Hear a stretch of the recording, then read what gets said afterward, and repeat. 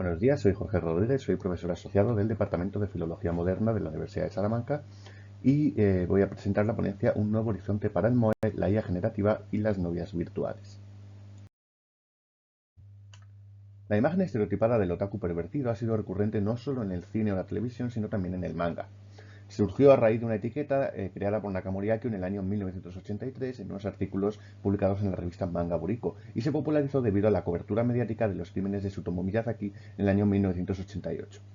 Esta imagen se correspondía con el tópico del hombre oscuro, introvertido, proclive a la perversión sexual y a la parafilia y enamorado de personajes irreales. En los albores del nuevo siglo, el psiquiatra Saito Tamaki, famoso por su estudio sobre los hikikomori, puso el foco en el debate público que había alrededor de los otaku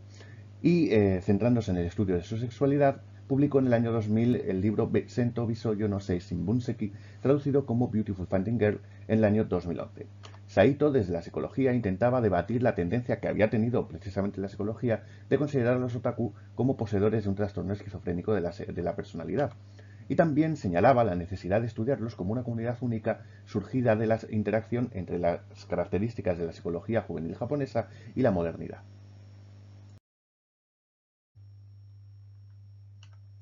Saito se centra en uno de los aspectos que Nakamori ya había señalado en sus textos, que era la relación íntima que los otaku tenían con la fantasía, con los contextos ficcionales o kyoko no contexto.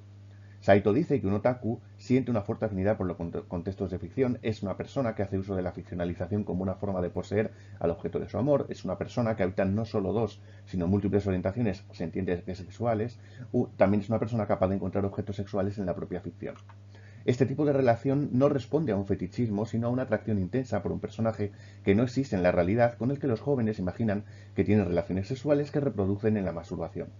Tal característica ya era apreciada por Nakamori y por la mayoría de los críticos que habían construido la etiqueta otaku, pues pareciera que para estos jóvenes el mundo bidimensional, el manga, el anime, la fantasía, está desconectado del mundo tridimensional, que es la realidad. Saito reconoce que esta dualidad existe, pero niega que sea excluyente. No hay una sustitución para él de la realidad por un mundo ficticio, sino una convivencia.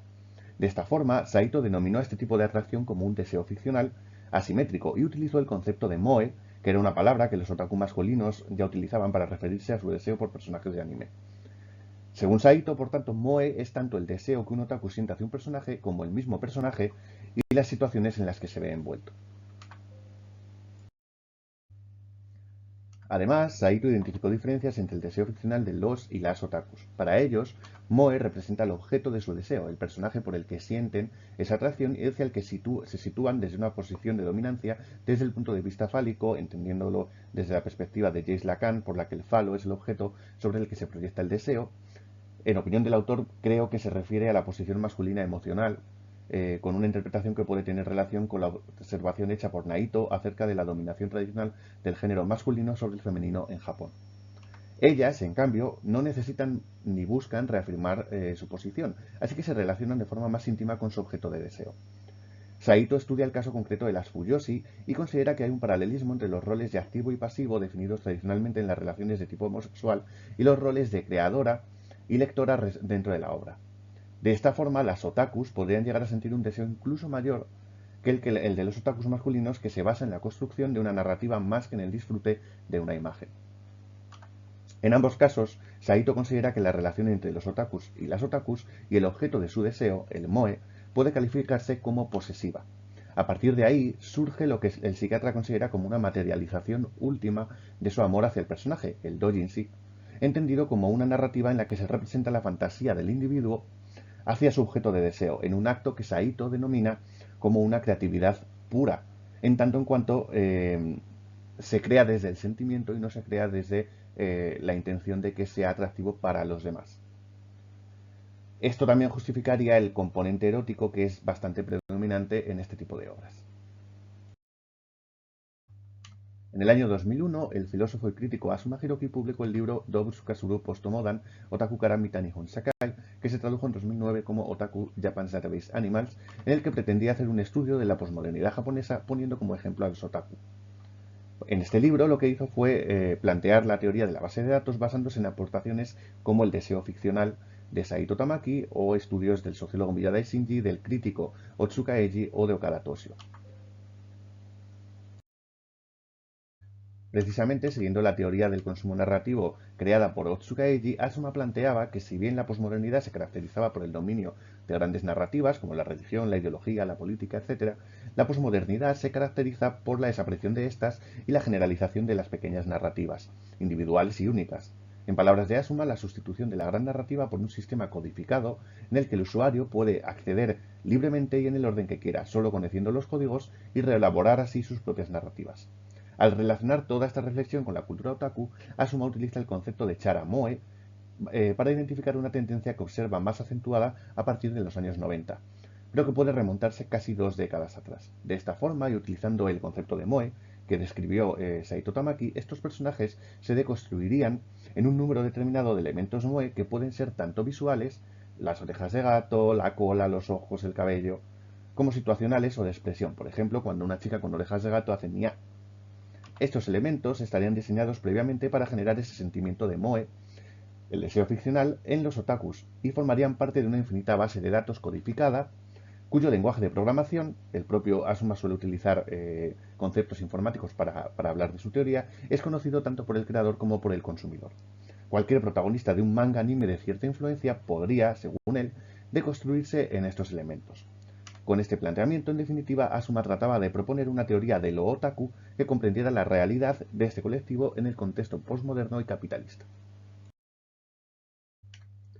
Según la Organización Mundial de la Propiedad Intelectual, la IA generativa es cualquier modelo de aprendizaje automático capaz de crear productos de forma dinámica después de haber sido entrenado. De esta forma, productos como o modelos de inteligencia artificial como ChatGPT o BARD, Bing Chat o Llama 2, y si nos centramos en la generación de imágenes, Stable Diffusion, Midjourney o DALL-E están revolucionando el panorama creativo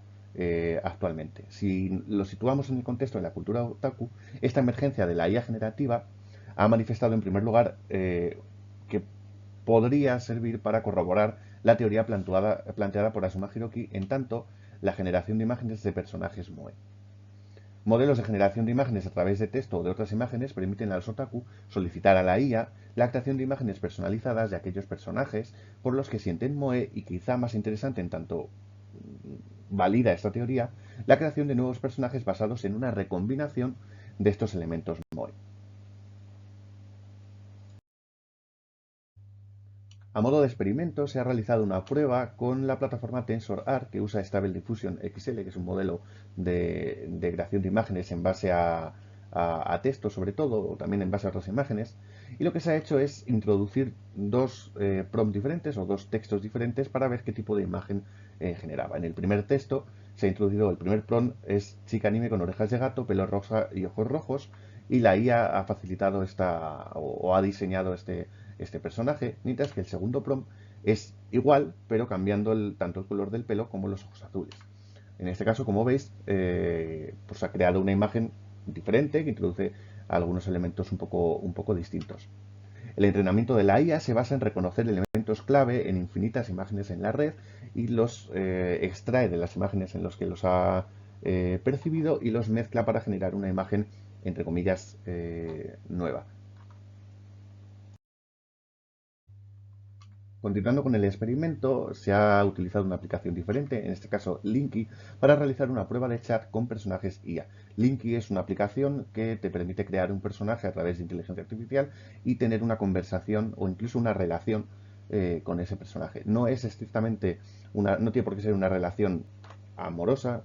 estrictamente, pero la aplicación tiende a ir en esa dirección. Vamos a ver un poco cómo se ha realizado el experimento con esta aplicación. En primer lugar, se ha generado al personaje con una imagen a partir de texto o de otra imagen, que en este caso se ha realizado a partir de texto, y se ha puesto la misma descripción que en el experimento anterior. Una chica anime con orejas de gato, pelo rosa y ojos rojos.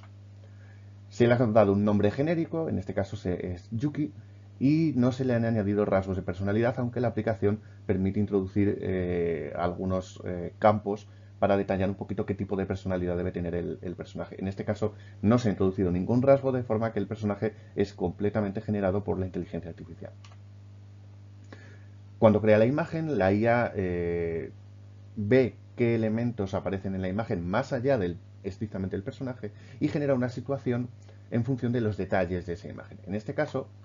Como se puede ver en la captura, el personaje de Yuki aparece en medio de un bosque dentro de la imagen y el texto, el chat, reconoce que está en un bosque y por tanto te plantea una situación en la que tú como usuario de la inteligencia artificial te encuentras con el personaje en un bosque. Entonces el personaje te saluda entendiendo que está en ese contexto.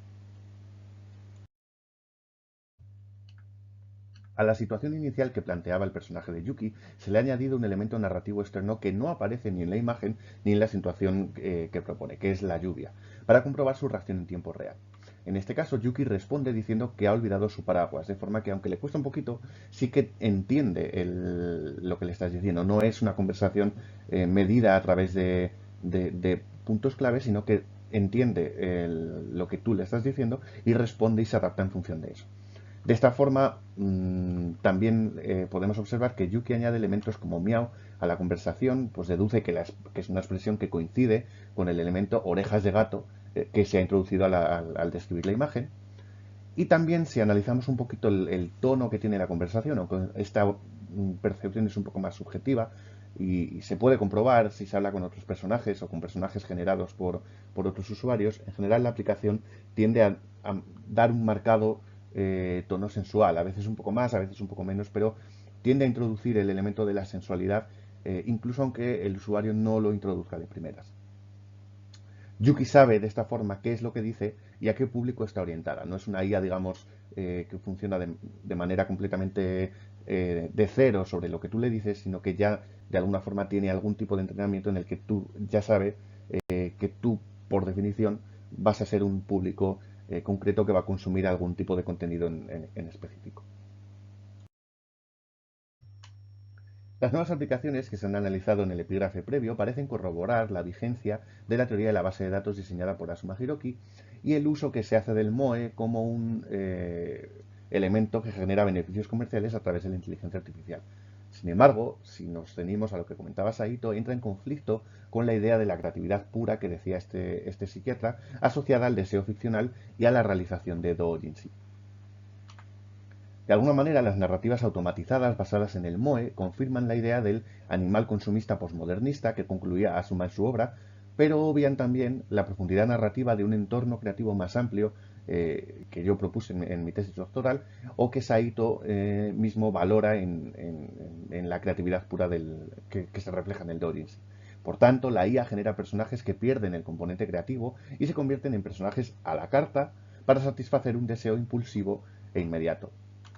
Sin embargo, hay que tener en cuenta que estas herramientas sirven para aquellas personas que son incapaces de crear personajes de otra manera o que necesitan o no tienen esa creatividad que exige la actuación de un doujinshi o la escritura de un fanfic. En cualquier caso, esta ponencia sirve solo como una pequeña aproximación a esta problemática. Obviamente es una consideración que hay que tener en cuenta para ver cuál es el futuro del concepto moe y de todo lo que mueve a la cultura otaku y a la cultura del manga, anime y videojuegos en general, que es una cultura muy importante a nivel juvenil, no solo en Japón o en Asia Oriental, sino en todo el mundo. Y toda esta revolución, todas estas nuevas aplicaciones o estas nuevas herramientas pueden estar cambiando el paradigma de forma que sea necesario revisar en el futuro cercano tanto la teoría de Asuma, que parece que sí que se está validando de alguna manera, como lo que comenta Saito o lo que comentábamos otros autores. Sin más, me despido. Muchísimas gracias por su atención. Tienen mi correo electrónico debajo de mi rostro de la cámara web y también a la derecha de mi página web en academia.edu por si quieren ver mi trabajo. Un saludo, muchísimas gracias de nuevo a la organización por aceptar mi ponencia y nos vemos en otra ocasión. Hasta pronto.